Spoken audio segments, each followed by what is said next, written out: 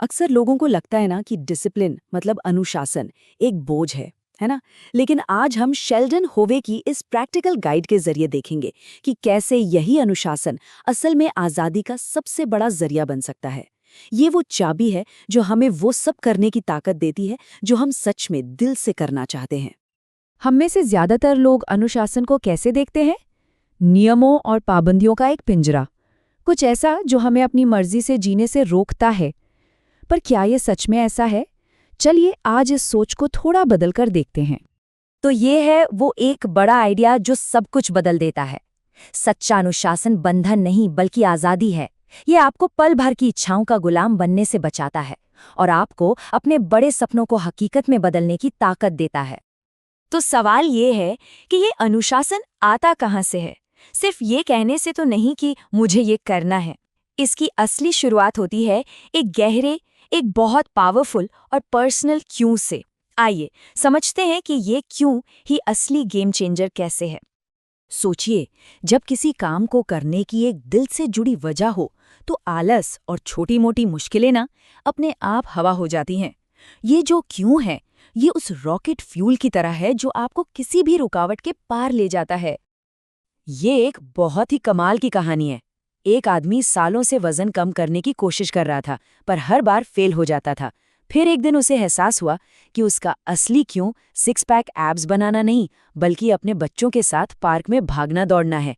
और बस उस दिन के बाद जिम जाना बोझ नहीं बल्कि एक खुशी बन गया। अच्छा, अब बात करते हैं अनुशासन के सबसे बड़े दुश्मन की। जी हाँ, टाल मटोल यानी प्रोक्रेस्टिनेशन, हर काम को कल पर टालने की आदत।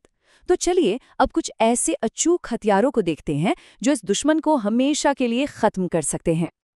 देखिए, ये एक कमाल का दिमागी हैक है। जब भी लगे कि कोई काम टाला जा रहा है, बस मन में उल्टी गिनती शुरू कर दीजिए। 5, 4, 3, 2, 1 और बस उठकर काम शुरू कर दीजिए। होता क्या है ना कि ये गिनती दिमाग के उस हिस्से को ही बंद कर देती है जो बहाने बनाता है और आपको सीधा एक्शन मोड में ले आती है। सुनने में बहुत सिंपल लगता है, पर ये अविश्वसनीय रूप से पावरफुल है। ये नियम तो आलस को तोड़ने का बेस्ट तरीका है।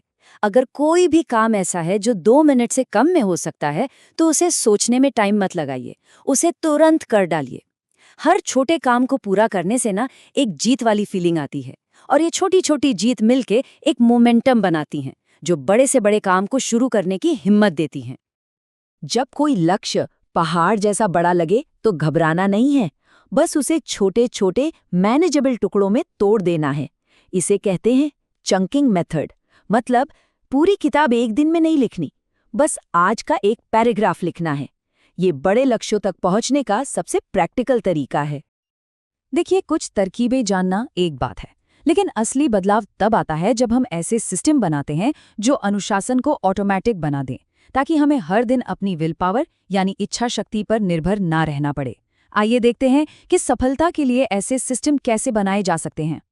तो एक बहुत ही पावरफुल सिस्टम है टाइम ब्लॉकिंग। सोचकर देखिए, 2 तरह के दिन होते हैं।